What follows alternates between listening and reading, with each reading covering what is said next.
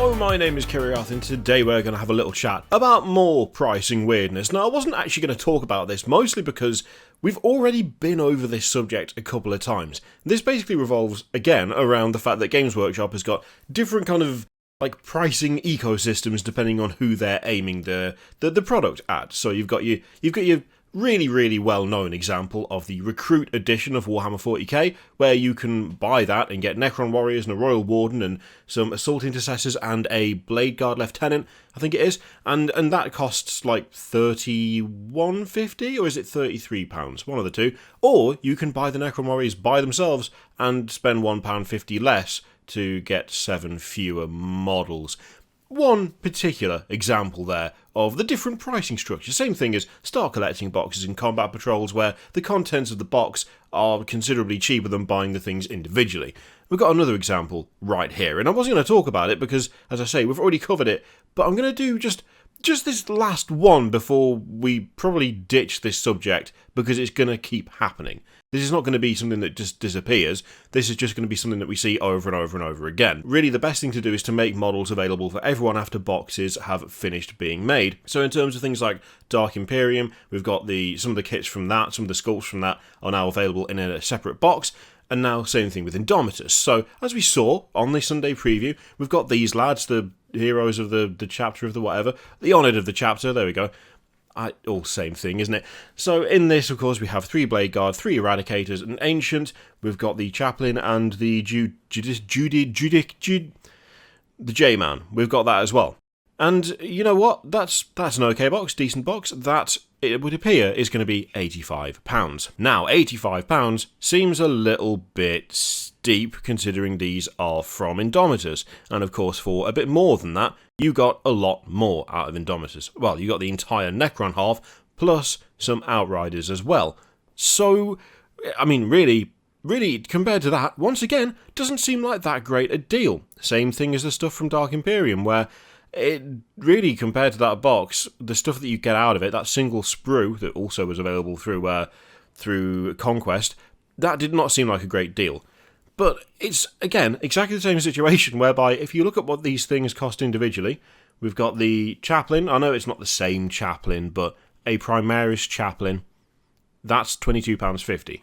Then you've got Eradicators, £31.50. Then you've got Bladeguard Veterans, £31.50. That adds up to, if my math is correct, and it might not be, £85.50 for 7 models, or £85 for 9 models. Now, of course, the problem is that we already know that these models came from Indomitus. They are, of course, monopose. They don't have anything in the way of options or different things. They are as they are.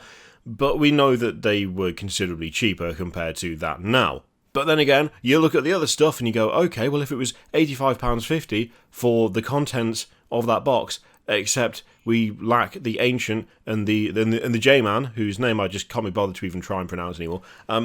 Actually, 85 is not too bad a deal, but it is also simultaneously a bad deal at the same time, because we have 2 completely different points of reference, one of which being the relatively expensive cost of a single box of miniatures. And of course, I'm just confining it all to Games Workshop stuff. We're not talking other people who make models, we're just talking Games Workshop. The relatively expensive cost of a box of miniatures compared to the relatively inexpensive cost of a massive box of 2 different armies of miniatures. But then, of course, you could also compare that to, say, the Recruit Edition, which is actually a very good deal, because for the cost of 1 box of miniatures, you actually get 2 entire small forces that you can play the game with. It's not going to go away, this. This is not something that we're going to cover every time it happens, because this is just how things are. And the thing is, it's, again, exactly the same conclusion as last time. It is both simultaneously a good deal and a very bad deal. The 2 can apply depending on which direction you're approaching this from. If you're approaching this from the direction of Indomitus wasn't an option at the time, you didn't care about the rest of the box, if you were going to buy this stuff individually, it would cost about the same, but you get less, then it is actually a pretty good deal. If you're comparing it to, well, I bought Indomitus, and I know full well what we got in that box, and therefore I look at this and it is massively overpriced, approach it from that direction, and it's a bad deal. Problem is that it does the same thing that quite a few things do now, which is straddle the individual lines. it goes across the threshold of the things that are designed to get new people in and the things that are made for just for the customer base as a whole. Things like the Recruit Edition, the Elite Edition, Command Edition, they are designed to get new people into the hobby. Same thing as things like Start Collecting. It's kind of like a nice mix of to get people in and to also mean that, established players have an easy route into a new army. These models, this box falls into that hilarious category where they are simultaneously part of like an entry point and also part of something that's aimed at people who didn't want or need that entry point.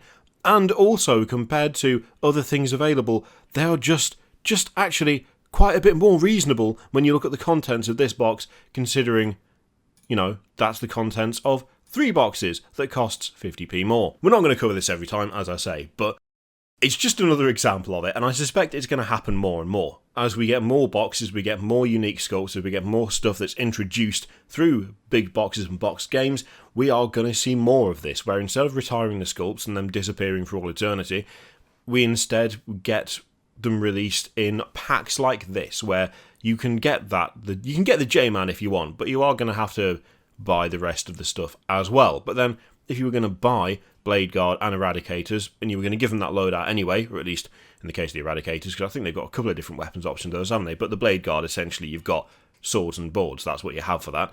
Then you could easily look at that and go, I mean, that's better, that's a better deal. And then you could also look at it and go, no, terrible deal, absolutely awful. So yeah, just more pricing weirdness and shenanigans to add to the list, to tally it up, so to speak. Now, we are going to do, hopefully, part 2 of the Astra Militarum review tomorrow. Essentially, I was tackling all sorts of audio issues, because I recorded it in one big bulk, and then, I don't know why, but like part 2, I had like a short break, went and had a drink, came back, recorded it, and my audio was all mangled. But I didn't want to do it all over again, because that felt a little bit like, I don't know, it didn't feel right. But my attempts to fix that audio have absolutely catastrophically failed, and I haven't had time to re-record it yet. But that will be tomorrow, hopefully. I will have the time tomorrow afternoon, so we will do it then. It is on its way, don't worry. Yeah, I guess, again, let me know what you think in the comments down below. From your personal point of view, good deal, bad deal? Would you buy this box? Would you not buy this box?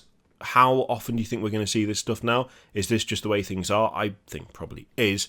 Let me know what you think in the comments down below. In the meantime, feel free to click all the things, Patreon, video, subscribe, all that stuff. Click it if you like, don't click it if you don't want to. And as always, there's an affiliate link in the description for Element Games, which you can use to support the channel if you would like. I leave it in your capable hands.